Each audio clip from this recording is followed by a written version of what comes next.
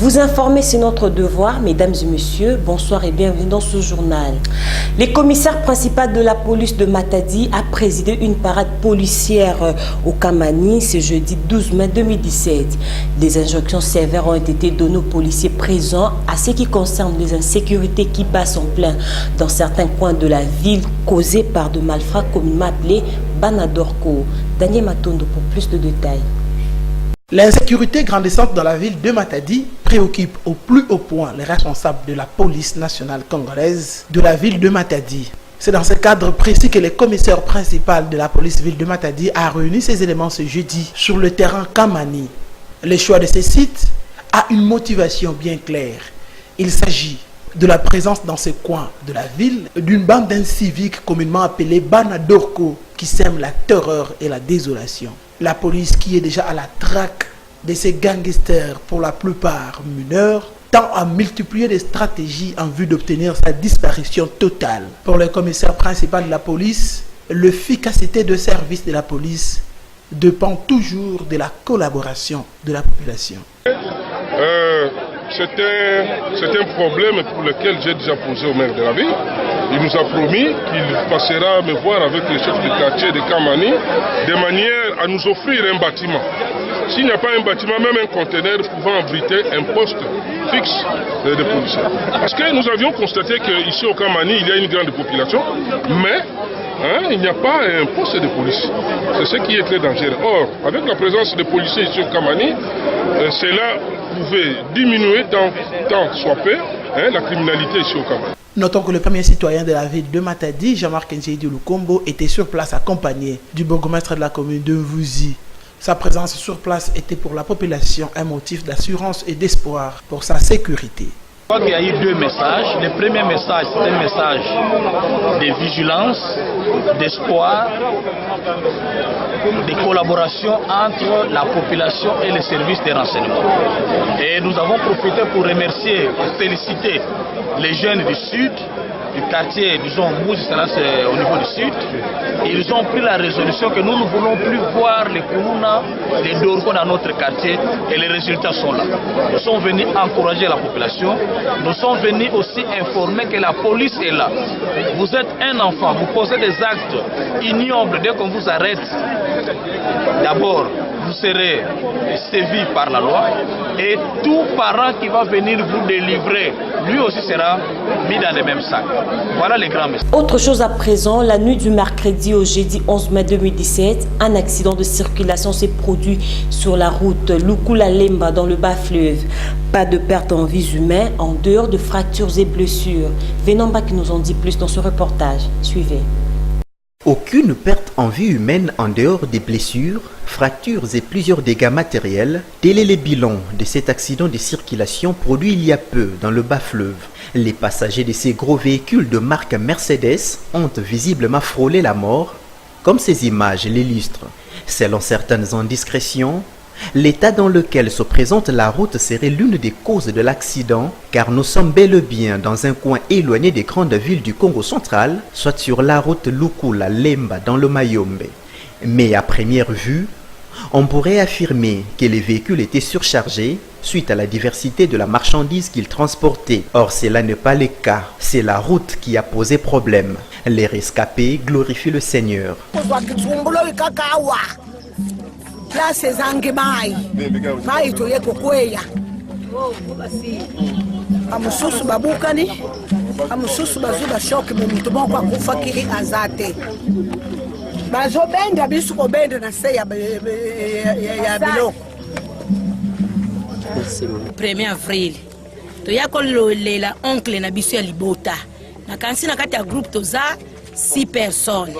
Tozeli mituka ezomema biso mutuka ezate.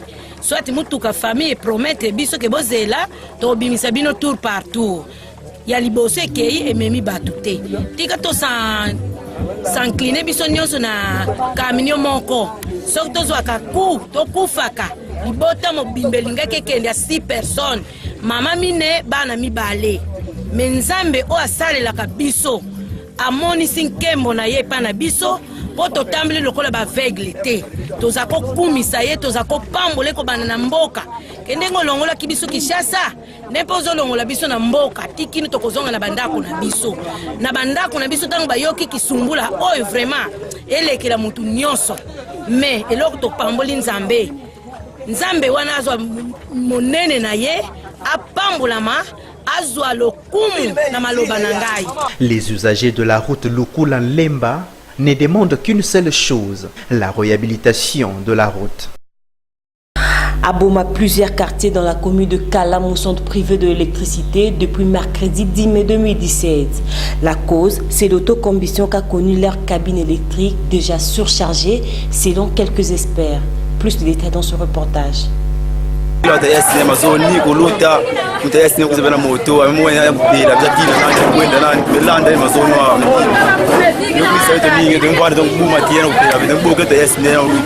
C'est une population abattue qui s'exprime. 3 jours sont passés depuis qu'elle passe ses nuits dans le noir à la suite de cet incident. Il ne reste plus grand-chose à l'intérieur de cette cabine électrique. Le transfo est complètement bousillé, en même temps que plusieurs câbles conducteurs d'électricité. C'est une autocombustion due probablement à une surcharge à la base d'un dysfonctionnement qui aurait conduit aux flammes, selon la SNEL. Le travail est énorme, ainsi déclarent ses agents. Les populations de Mbango et d'autres desservies par cette cabine sont appelées à rester patients en attendant la fin de ces travaux. Et c'est seulement après qu'ils auront à nouveau une bonne électricité. On a intervenu, on a isolé la cabine. Presque tous les équipements électromécaniques installés ont pu faire. Il y a les tableaux général basse tension. Calmant tout le départ a pris fait, plus le disjoncteur général basse tension et quelques câbles de départ. Néanmoins, la SNEL est là, nous sommes à pied d'œuvre. Nous sommes en train d'abord de faire les travaux préliminaires, les nettoyages, l'entretien.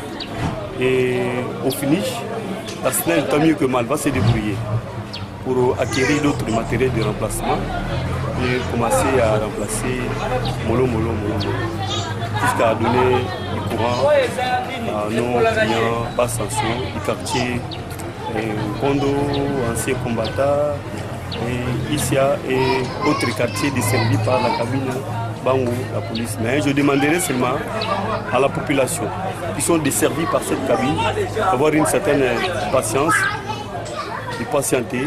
La SNEL ne nous abandonne pas, la SNEL est là pour faire des travaux. Nous sommes là, on est à pied d'œuvre, on est en train de travailler. Retour dans la ville portuaire de Matadi, direction rond-point Nzanza. Les conducteurs des autos et les piétons sont apaisés à nouveau. Le trou en pleine chaussée qui dérangeait autrefois a été sécurisé. Aux heures de la journée, manœuvrer à cet endroit n'était pas vraiment un problème pour le conducteur des autos. Le trou était visible malgré sa grandeur et quelques accidents néanmoins. Mais c'est arrivé le soir et la nuit que la tâche se compliquait. Plusieurs cas d'incidents et accidents ont été signalés à cet endroit. Mais désormais, tout ça n'est que de l'histoire ancienne. Le trou a été sécurisé. Passer par ici est redevenu tranquille et paisible. Et ça pour le conducteur des autos comme pour les piétons. Tout ce que ces personnes espèrent est que ce mal ne puisse plus refaire surface. Mais surtout, souligne-t-elle, l'État doit être plus rapide et plus performant dans sa capacité à réagir après qu'un mal soit signalé.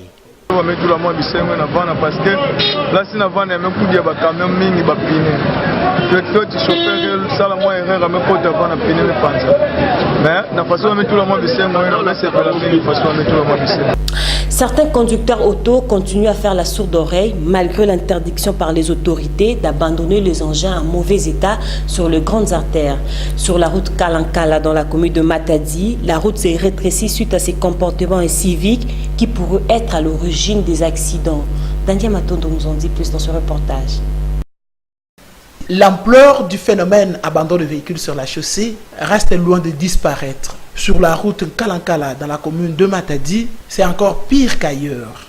Cette route partagée entre le poids léger, les voitures Jeep et les poids lourds connaît un véritable problème. C'est l'abandon de nombreux véhicules poids lourds tombés en panne depuis plusieurs années. Comme partout ailleurs, les conséquences de ces phénomènes ne sont plus à démontrer. Rétrécissement de la route, occasionnant ainsi de nombreux accidents, car la police compte sur ces statistiques d'accidents tant de la ville de Matadi qu'à travers la province Une bonne partie causée par ces phénomènes. Ainsi, du côté des Kalankala, la population entend voir les autorités initier de mesures en vue de mettre fin à cette situation, permettre aux usagers de la route de jouir de l'espace routier dans la totalité. Place aux informations internationales à présent. Mesdames et messieurs, suivez l'essentiel de ce qui se passe en dehors de nos frontières dans un condensé que nous propose Solvin Bakou. Suivez. Un accord aurait été trouvé. Annonce de François Bayrou à la sortie du comité exécutif du MODEM ce vendredi. Je considère qu'on a progressé et que nous avons bâti un accord qui apparaît, un accord solide et équilibré, qui n'est pas achevé parce que les équipes du mouvement En Marche nous ont demandé d'attendre demain pour la réponse. Une réponse sur le nombre de candidats MODEM investis par En Marche. François Bayrou réclamait entre 80 et 120 circonscriptions, alors que le mouvement d'Emmanuel Macron ne lui en promettait qu'une quarantaine. Ce vendredi soir, les tractations ont été longues, 4 heures en tout, alors que l'une des candidatures de la discorde a été retirée dans la journée. Gaspard Ganzer, le conseiller en communication de François Hollande et camarade de promotion à l'ENA d'Emmanuel Macron, ne se présentera pas en Ille-et-Vilaine. Il est remplacé par une candidate du MODEM. Son parachutage avait été très critiqué par Jean-Yves Le Drian, l'ancien ministre de la Défense et président de la région Bretagne, soutien socialiste d'Emmanuel Macron. Nous rencontrons un problème sur nos réseaux internet et téléphoniques. C'est par ce court message que les usagers du NHS, le service de santé publique britannique, sont accueillis sur le site internet. La cause de cet incident, une cyberattaque d'ampleur qui frappe plusieurs services et antennes de cette administration. 16 centres du NHS ont été touchés. La première ministre Theresa May est rapidement intervenue. Cette attaque ne ciblait pas que le NHS. C'est une attaque internationale qui frappe de nombreux pays et organisations. Le Centre national de cybersécurité travaille avec le NHS pour s'assurer que les services concernés et les patients sont en sécurité. Au total, près de 99 pays auraient subi environ 75 000 attaques informatiques. La majorité de ces attaques passent par des logiciels de rançon. En clair, les pirates verrouillent les postes et demandent de l'argent pour les déverrouiller. Une méthode de plus en plus utilisée par les hackers. C'est sans précédent. Nous n'avons jamais vu une cyberattaque se répandre aussi rapidement en 24 heures et toucher autant de pays et autant de continents. Des entreprises espagnoles comme l'opérateur téléphonique Telefónica ont également été victimes de cette cyberattaque. Les pirates auraient exploité une faille dans les systèmes Windows. Une faille divulguée dans des documents dérobés à la NSA, l'agence américaine du renseignement. La bataille pour l'ouest de Mossoul promettait d'être sanglante. Promesse tenue. Comme chaque jour depuis 7 mois, la 9e division irakienne avance au prix de lourdes pertes. Mais depuis le début de la campagne de Mossoul, au moins 50% des blessés sont des civils. Ici, un homme tué par les djihadistes alors qu'il tentait de fuir. Ils nous tuent, ils nous affament, ils nous assoiffent, ils nous détruisent. Daesh, c'est des chiens. Le monde entier doit le savoir. Daesh est un cancer. Abou Bakr al-Baghdadi est un cancer. Dans Mossoul, à feu et à sang, difficile pour l'armée irakienne d'épargner la population prise entre deux feux.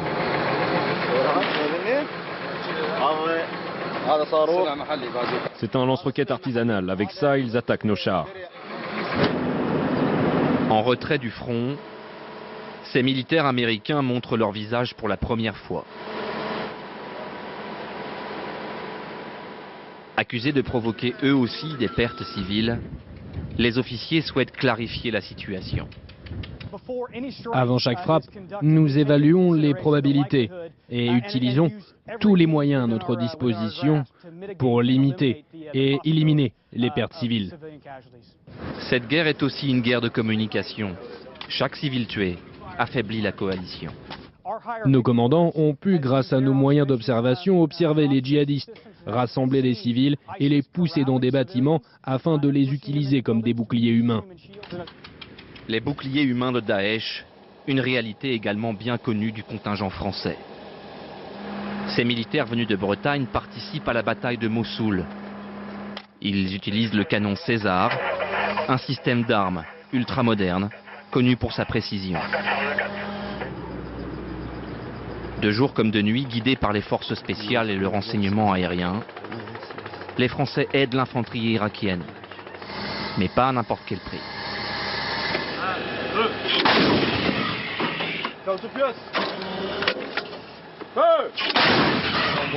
C'est arrivé effectivement qu'on nous annule des missions de tir. J'ai en mémoire une fois où le risque c'était pas tellement des vies civiles sur position, mais des infrastructures. En l'occurrence, c'était des lignes haute tension qu'on ne souhaitait pas détruire, puisque derrière la guerre, il y a la paix. La paix, ça passe par des conditions de vie décentes pour les populations civiles, et donc on cherche à préserver toutes ces infrastructures vitales pour le pays, pour préparer l'après Daesh.